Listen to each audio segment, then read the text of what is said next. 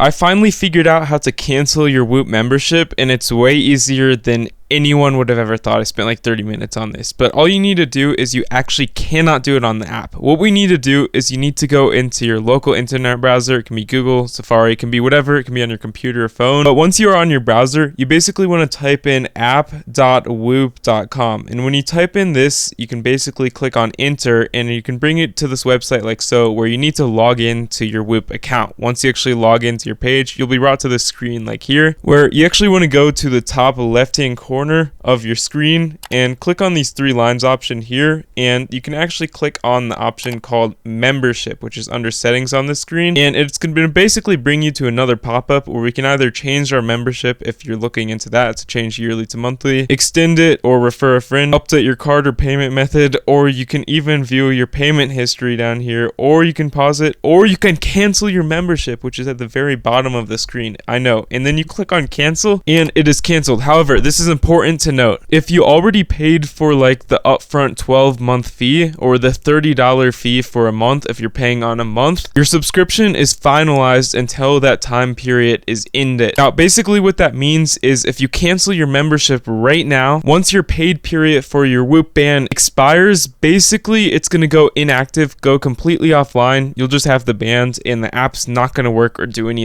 So just a reminder, when you actually cancel your subscription, you're still paying for the period that you have already paid for up until that point. Now, there's nothing you can do about that. So if you're looking for a refund, whatever you're paying for right now, you actually can't do anything about that. You already paid for that, so you own the Whoop and all the data you're getting for that time period that you paid for, whether it be 12 months, 30 days, 24 months, or whatever you paid for. So when you click on cancel, it's basically going to cancel all future payments, but not the current payment right now. Okay, that's funny. There's a thumbs up. If you have any comments or questions, please let me know in the comments